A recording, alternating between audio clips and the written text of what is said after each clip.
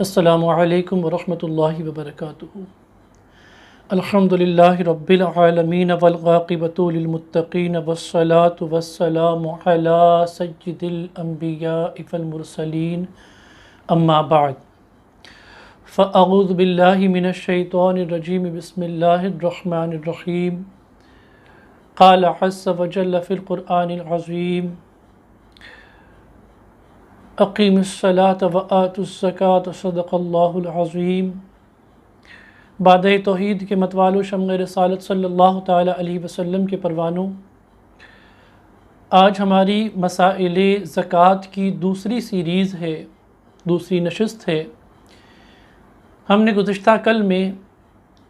فقیر اور مسکین کے حوالے سے تعریف سماعت کی تھی، وضاحت سماعت کی تھی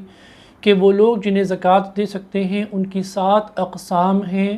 اور ان 7 اقسام پر مبنی افراد یا طبقے میں پہلا طبقہ قریب فقیر کا ہے جسے شرعی فقیر کہا گیا، اور دوسرا طبقہ مسکین کا ہے۔ اب ہم آگے کے جو طبقے ہیں زکوٰۃ کے مستحقین کے، انشاءاللہ ان کے تعلق سے معلومات حاصل کریں گے۔ عامل تیسرا طبقہ ہے۔ عامل کسے کہتے ہیں؟ سماعت فرما لیں۔ عامل وہ شخص ہے جسے بادشاہ اسلام نے زکوٰۃ اور عشر وصول کرنے کے لیے مقرر کیا، اسے کام کے لحاظ سے اتنا دیا جائے کہ اس کو اور اس کے مددگاروں کو متوسط طور پر کافی ہو۔ جہاں اسلامی نظام حکومت قائم ہے، دیکھیے ایک ہوتا ہے مسلم حکمراں کا ہونا، مسلم حکومت کا ہونا، جیسے دنیا میں بے شمار مسلم ممالک تو ہیں، مگر ان مسلم ممالک میں ہر ملک میں اسلامی قانون ہو یا ہے یہ ضروری نہیں ہے۔ اس لیے یہاں پر جو بات بیان کی گئی ہے وہ ہے بادشاہ اسلام،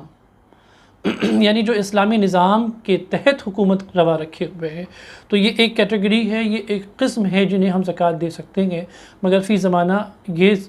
جو ہے وہ صورت نہیں پائی جاتی ہے۔ رقاب سے مراد، چوتھی ہے رقاب۔ رقاب سے مراد مکاتب غلام کو دینا کہ اس مال زکوٰۃ سے بدلے کتابت ادا کرے اور غلامی سے اپنی گردن آزاد کرا لے۔ ایسا غلام جو لکھت پڑھت کے معاملات پر متعین ہو اور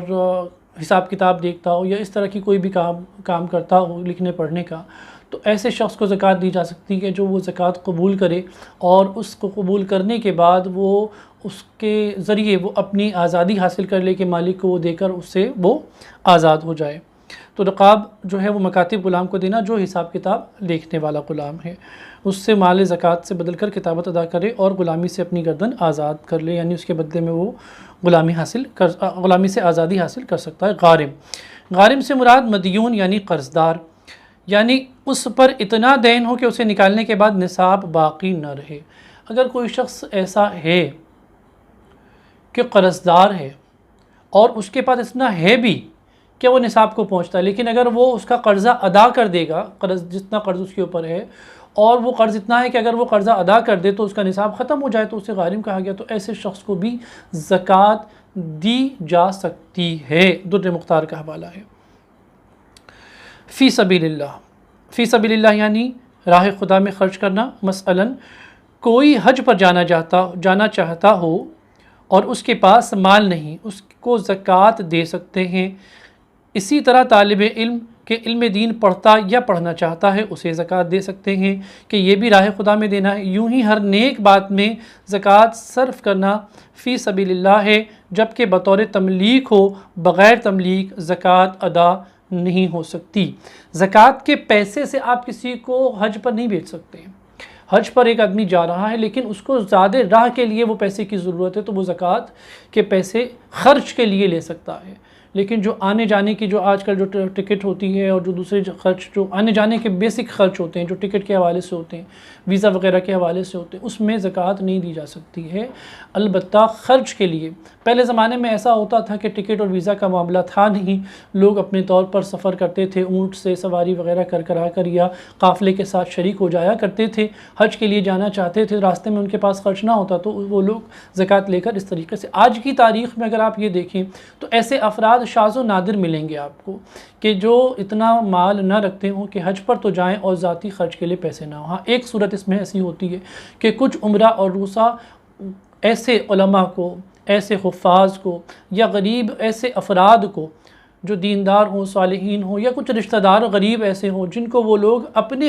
ٹکٹ سے، اپنے ویزے سے، اپنے خرچ سے حج کے لیے تو بھیجتے ہیں۔ اب ان کو جو ہے خرچ کے لیے ذاتی طور پر اگر پیسہ نہیں ہے اور وہ مستحق زکوٰۃ کی کیٹیگری میں آ رہے ہیں کہ وہ خود بھی صاحب نصاب نہیں ہے، تو اگر ایسا شخص ہے کہ اس کے پاس وہاں جانے کے لیے خرچ کے لیے پیسہ نہیں ہے اور ٹکٹ ویزا تو آپ نے کر دیا ہے، تو اس صورت میں آپ اسے زکوٰۃ کے پیسے خرچ کے لیے دے سکتے ہیں۔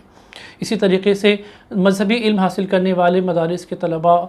ان پر بھی زکوٰۃ جو ہے وہ فی سبیل اللہ، بشرط یہ کہ تملیک، یعنی وہ اس کے مالک بن جائیں۔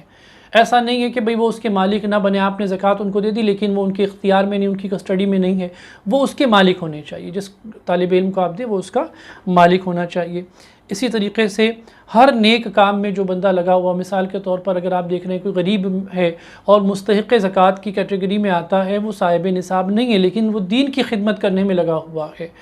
جیسے ہمارے ہاں ایک سسٹم پایا جاتا ہے مذہبی جماعتوں کے اندر میں کہ وہ اجیر لگ لیتے ہیں کچھ ایسے افراد کو جو دیندار قسم کے ہوتے ہیں لیکن غریب اور مفلس ہوتے ہیں اور وہ اتنے پڑھے لکھے بھی نہیں ہوتے ہیں کہیں ملازمت کر سکیں اور ان میں دین کا کام کرنے کا جذبہ بھی ہوتا ہے، تو ایسوں کو اجیر کہا جاتا ہے اور انہیں فی سبیل اللہ مدد دی جاتی ہے، ان کی خدمت کی جاتی ہے مشاعرہ وغیرہ دے کر۔ تو اس صورت میں اگر وہ مستحق زکوٰۃ کی کیٹیگری میں آتے ہیں اور وہ غیر سید ہیں تو ان کو زکوٰۃ کے پیسے آپ دے سکتے ہیں، لیکن ظاہر ہے کہ زکوٰۃ کا پیسہ تو آپ ایک ہی بار دیں گے، یا پھر اگر وہ زکوٰۃ کی رقم ہے تو پورے سال کس طریقے سے دیں گے۔ تو اس کی صورتیں ہیں، اس میں صورت یہ ہے کہ بھئی آپ کتنی رقم جو ہے وہ آپ نکال رہے ہیں، یا کس کس طریقے سے الگ الگ جگہوں سے جمع کر کے آپ ان کا پورا سال نکال سکتے ہیں، یا جب تک آپ ان سے کام لے رہے ہیں۔ تو جو تنظیمیں ہوتی ہیں وہ ایک آرگنائز ورک کرتی ہیں، تو اس لیے ان کے پاس اس کا پورا نظم موجود ہوتا ہے۔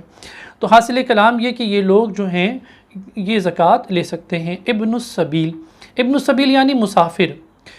جس کے پاس، مسافر یعنی قطعاً مسافر نہیں، مطلقاً مسافر نہیں، ایسا مسافر جس کے پاس مال نہ رہا زکوٰۃ لے سکتا ہے، اگرچہ اس کے گھر مال موجود ہو مگر اسی قدر لے جس سے حاجت پوری ہو جائے، زیادہ کی اجازت نہیں ہے۔ پہلے زمانے میں ایسا ہوا کرتا تھا، اب بھی کبھی کبھار کہیں نہ کہیں ایسا ہو جاتا ہے کہ مال و اسباب ٹرین میں جا رہے ہوتے ہیں، چوری وغیرہ ہو جاتا ہے، اور یا اس طرح کا کوئی حادثہ خدا نخواستہ کسی کے ساتھ پیش آ جائے اور وہ خود تو صاحب نصاب ہے لیکن اب وہ کسی دوسرے ملک میں ہے، یا کسی ریاست میں، یا کسی شہر میں، یا کسی شہر میں مقام الگ جگہ پر موجود ہے اور وہ اپنے گھر نہیں پہنچ سکتا ہے، اور اس کو اتنے پیسے کی ضرورت ہے کہ وہ اپنے کم سے کم گھر پہنچ جائے، اتنے پیسے کی ضرورت ہے وہ کھانا کھا لے، اتنے پیسے کی ضرورت ہے وہ کپڑا پہن لے، یعنی جتنی اس کی ضرورت ہے فی الفور وہ ضرورت کی مقدار میں زکوٰۃ لے سکتا ہے۔ اور ایسے شخص کو زکوٰۃ، ایسے مسافر کو جس کا سب کچھ چھن گیا ہو، یا ضائع ہو گیا ہو، یا کھو گیا ہو، یا گم ہو گیا ہو، یا چوری ہو گیا ہو، ایسے شخص کو، ایسے مسافر کو زکوٰۃ دی جا سکتی ہے۔ اسے ابن السبیل فرمایا گیا۔ یہ وہ اقسام تھی جن کو زکوٰۃ دی جا سکتی ہے۔ عزیزان گرامی، ہمارا فرض بنتا ہے کہ ہم اس طرح کے افراد کو تلاشیں کہ جن کو ہم زکوٰۃ دے سکتے ہیں، اور جو اس کیٹیگری میں جو ہم نے 7 اقسام بیان کی ہیں اس کے اندر ہم ان کو زکوٰۃ دیں۔ یہاں میں ایک مسئلہ اور عرض کروں گا، ہمارے ہاں مساجد میں ایسے بے شمار علماء ہوتے ہیں، حفاظ ہوتے ہیں، مؤذنین ہوتے ہیں اور خدام ہوتے ہیں۔ یقیناً پہلا حق تو ہمارے اپنے غریب رشتہ داروں کا ہے، جو ہمارے غریب رشتہ دار ہیں۔ آگے بتایا جائے گا کہ کن رشتہ داروں کو زکوٰۃ دے سکتے ہیں اور کن رشتہ داروں کو زکوٰۃ نہیں دے سکتے ہیں، یہ آگے تفصیل آنی ہے، لیکن جن کو دے سکتے ہیں اور وہ مستحق زکوٰۃ ہیں، تو ان مستحقین زکوٰۃ میں سب سے پہلے آپ اپنے رشتہ داروں کا حق ادا کیجئے۔ جب آپ اپنے رشتہ داروں سے فارغ ہو جائیں یا آپ کو محسوس ہو کہ آپ کے رشتہ داروں میں کوئی نہیں بچا ہے، آپ ان کی خدمت کر چکے ہیں، انہیں زکوٰۃ ادا کر چکے ہیں، ان کا حق ادا زکوٰۃ کی شکل میں ادا کر چکے ہیں، اب اس کے بعد آپ اپنے دوست اور احباب میں تلاشیں۔ آپ کے اطراف میں آپ کو ایسے بے شمار دوست و احباب نظر آ جائیں گے جو آپ ان کے شب و روز کا اندازہ لیں گے تو آپ کو فوراً اندازہ ہو جائے گا جائزہ لینے پر کہ یہ بندہ مستحق زکوٰۃ ہے، آپ اسے زکوٰۃ دیجئے۔ بہت سارے ایسے، میں نے پہلے بھی عرض کیا کہ غیرت مند افراد ہوتے ہیں جو منہ کھول کے یہ کہہ نہیں سکتے کہ ہمیں زکوٰۃ دیجئے، ہم زکوٰۃ کے مستحق ہیں۔ آپ ان کی مدد کیجئے، انہیں زکوٰۃ دیجئے۔ اور بالخصوص یہ جو موقع چل رہا ہے، لاک ڈاؤن ڈیوریشن اور جو پینڈیمک پیریڈ چل رہا ہے، اس ڈیوریشن میں سال گزشتہ اور اس سال اللہ کرے یہ سال اس بیماری اور وبا کا آخری ہو، آمین صلی اللہ علیہ وسلم، اور اس کے بعد اللہ تعالیٰ اپنی رحمتوں کا سلسلہ پھر سے ہم پر دراز فرما دے۔ تو بالخصوص یہ جو حالات چل رہے ہیں، اس میں سب سے پہلے ہم اپنے رشتہ داروں کو تلاشیں، انہیں ادا کریں زکوٰۃ، اور اس کے بعد پھر ہم اپنے دوست و احباب کو تلاشیں۔ میری جملے پر توجہ فرمائیے، تلاشیں، یقیناً تلاشیں۔ وہ اگر ہم اپنوں کو، جنہیں ہم جانتے ہیں، جو ہمارے اپنے ہیں، جو دوست کی شکل میں اپنے، رشتوں کی شکل میں اپنے ہیں، جب ہم اپنوں کا حق ادا نہیں کریں گے تو ہم کسی اور کا حق ادا کر کے اللہ کی بارگاہ میں کون سی سرخروئی حاصل کر لیں گے؟ اللہ کی کون سے رضا حاصل کر لیں گے؟ ہم کیوں بھول گئے کہ اللہ تبارک و تعالیٰ نے ہمارے اپنوں کے حقوق ہم پر نافذ فرمائے ہیں؟ کم سے کم ان حقوق کو تو ادا کر دیجئے کہ جو زکوٰۃ کی شکل میں، زکوٰۃ تو بہر صورت آپ کو نکالنی ہے، اس لیے بہر صورت آپ جو زکوٰۃ نکال رہے ہیں، اس زکوٰۃ کو اپنوں کو، جو مستحقین زکوٰۃ ٹھہرتے ہیں، ذرا معلوم تو کر کے دیکھیے، ذرا ان کے گھر میں جائیے۔ میں ایسے افراد کو جانتا ہوں جو سماج میں رہتے ہیں، ظاہر ہے وہ کسی کے رشتہ دار ہوں گے، ان کے ہاں کبھی سحری کو مسئلہ ہوتا ہے، کبھی افطار کو مسئلہ ہوتا ہے، اور کئی روز بیچارے اس طریقے سے اس پریشانی میں دن اور ایام گزار دیتے ہیں، اور آپ زمانے بھر میں زکوٰۃیں بانٹتے پھریں۔ تو بتائیے، ایک تو اپنوں کا حق مارنا نہ ہوا، اور دوسرے جو شریعت کا اصول ہے کہ پہلے آپ اپنوں میں تلاشیں، اس کی منافی نہ ہوا۔ تو میری درخواست ہے کہ سب سے پہلے آپ اپنوں میں تلاشیں، جو آپ کے خاندان سے، آپ کے رشتے سے تعلق رکھتے ہوں، آپ کے ننیحال سے تعلق رکھتے ہوں، آپ کے ددیحال سے تعلق رکھتے ہوں، آپ کے سسرال سے تعلق رکھتے ہوں۔ اپنے بھائی بہنوں کو دیکھیں، ان کے جو خاندان والوں، جو رشتہ دار ہیں، ان کو دیکھیں، اور جب ان سے آپ فارغ ہو جائیں تو پھر اپنے حلقے میں اپنے دوست و احباب کو دیکھیں جو آپ کے انتہائی قریب ہیں، لیکن آپ کو معلوم ہے یہ بیچارے غریب ہیں۔ اب غریب ہیں تو کیا وہ غریب اتنے ہیں کہ زکوٰۃ دی جا سکتی ہے ان کو؟ تو اس کی تھوڑی سی تفتیش فرما لیجئے، اور پھر ان کی آپ خاموشی کے ساتھ، اور یہ ضروری تھوڑی ہے کہ آپ یہ زکوٰۃ دیتے وقت کہیں کہ لو بھیا زکوٰۃ دے لو، ہم تمہیں زکوٰۃ دے رہے ہیں، تمہاری مدد کر رہے ہیں، کوئی ضروری نہیں ہے۔ علماء نے فرمایا آپ زکوٰۃ کہہ کر زکوٰۃ نہ دیں، کیونکہ ظاہر ہے کہ ہر آدمی کا عزت نفس ہوتا ہے، اس کو ٹھیس پہنچے گی۔ احناف کے نزدیک دل کے ارادے کا نام نیت ہے۔ آپ دل میں نیت رکھیں کہ میں زکوٰۃ ادا کر رہا ہوں، اور آپ ان کو ادب سے، کہ ان کی عزت نفس کو ٹھیس نہ پہنچے، ان کے دل کو تکلیف نہ ہو، تحفتاً پیش کر دیں کہ بھئی ہماری طرف سے آپ کے لیے تحفہ ہے۔ تو اس طریقے سے سب سے پہلے اپنے اطراف میں، اپنے رشتہ داروں میں تلاشیں اور انہیں زکوٰۃ ادا کریں۔ اب انشاءاللہ کن لوگوں کو زکوٰۃ دینی ہے، اس کی جو تفصیل ہے، کس کو دے سکتے ہیں اور کس کو نہیں دے سکتے، یہ تو اقسام تھیں۔ اب ان اقسام میں مزید تفصیل آگے آ رہی ہے، کہ انشاءاللہ بسلسلہ آپ کل سے آگے سماعت فرمائیں گے۔ اللہ رب العالمین مجھ سمیت ہم سب کو کہنے سننے سے زیادہ عمل کرنے کی توفیق نصیب فرمائے، آمین۔ صلی اللہ علی محمد وعلی آل محمد صلی اللہ تعالی علیہ وسلم، وما علینا الا البلاغ المبین۔ السلام علیکم ورحمۃ اللہ تعالی وبرکاتہ۔